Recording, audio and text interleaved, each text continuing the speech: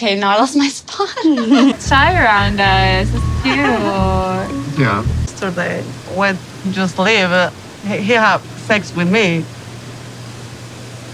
Amani's pissed. I don't exactly know what to tell her. I figured as long as we were all there that it was okay. Amani was so eager to be part of a throuple, only to quickly realize that she is the third wheel in and out of the bedroom. Things are getting real awkward. Let's get into it. Hi guys, welcome back to Nikki Faces Reality. We are here to discuss 90 Day Fiancé, Season 11, Episode 5, specifically the throuple, Amani, Ani, and Matt. Y'all, I am strictly monogamous. I don't know how people out there do what they do, but it's safe to say that these folks have no business being in any kind of throuple. We're gonna jump straight into it. Before we do, as always, make sure to like, comment, and subscribe. As you guys recall, the last time we saw them, they got to Mexico, they got to see Ani, and they went straight to the hotel and did the nasty, right? We see them wake up and they're still like canoodling and hot and bothered. Amani goes to the bathroom and we see Ani and Matt still in the bed, and they look very into each other. They look like they've developed like a really strong connection, and I noticed it the night before when Amani went to the bathroom. They just didn't miss a beat with each other, and I noticed that every time Amani would come into the room, she would insert herself in the middle of them. She'd be like, "Oh, my spot." And it's just a very interesting thing, So they hop into the car for a day trip. They're really excited to get to know Mexico and get to know Ani's family, because they really, have this fast track to get her to the States and get married. And so as Amani is like hyping up this trip, Ani looks worried and she says it. She's like, I'm scared because my family is super Catholic. And Amani's like, so what do they know about us?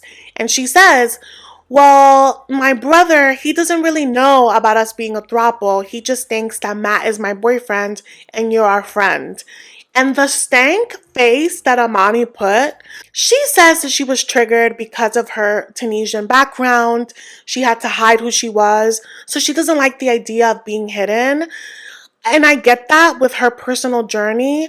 I just don't think that that makes it okay for you to push someone to come out before they're ready. I have a lot of questions about this. Ani says that her family is super Catholic. They would probably be okay with her just saying that she was with Amani or with Matt, but the idea of being in a throuple, she's scared that they're going to just disown her and she's not going to have them.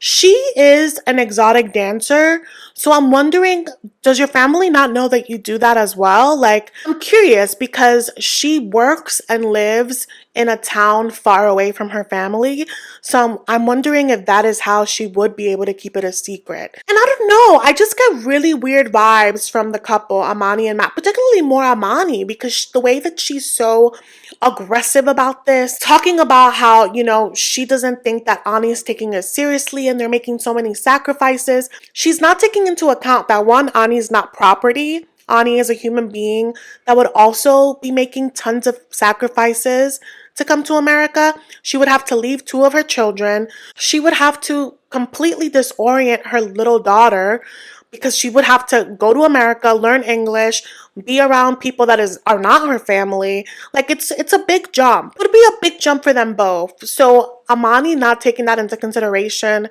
because her feelings are hurt, I was like, But Amani says that Ani has this habit of dropping things in like last minute. We don't know if that's true or not. I'll just take her word for it. But her feelings are hurt. She is butthurt. And they get to the hotel. It is gorgeous. They're about to hop into the hot tub. So Ani goes to change into her swimsuit. And Amani takes that moment to check in with Matt. She's like, are your feelings as hurt as mine? Matt is like, playing it cool. But he's like, yeah, we should talk to her.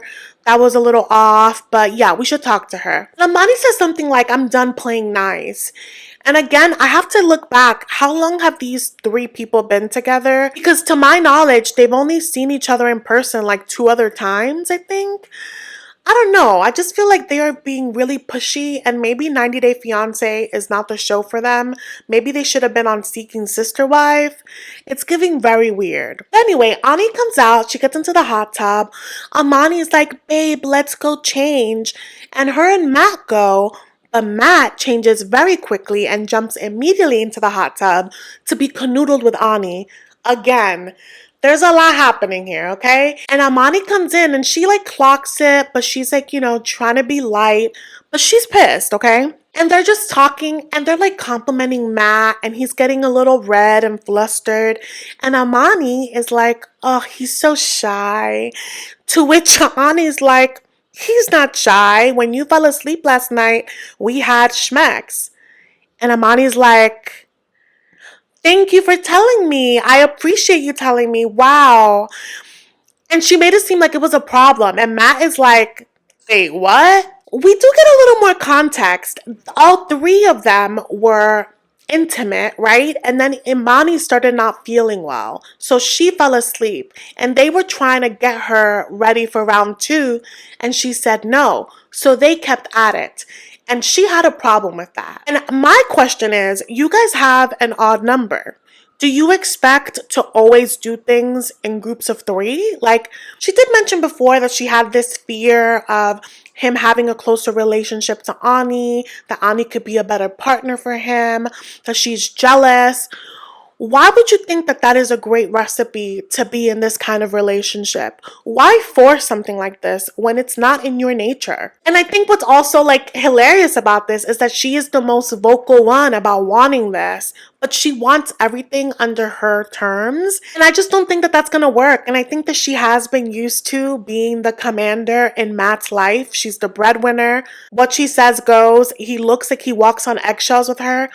Ani is not going to give her the same satisfaction. You can see that from a mile away. And this is just going to be so messy. My prediction is that Ani and Amani are going to be throwing subliminals at each other online any minute now. Like, this just does not look like a good time. It just sounds so crazy. Like, they literally did it next to you and you didn't feel the bed move. You didn't sense it. You didn't hear anything. That would have been the time to be like, hey, I'm not comfortable with this. But now you're being a sourpuss about it. You're sending them mixed signals. They're like, wait, like, do we need, like, can we do it? Do we need your permission? Do you not want us to do it? Like, what is it that you want? So it's mind blowing that they would agree to have this kind of relationship and not have any kind of guidelines. Truly wild. We will see how it all unfolds. Let me know your thoughts, you guys. Thank you so much for watching, and I will see you in the next one.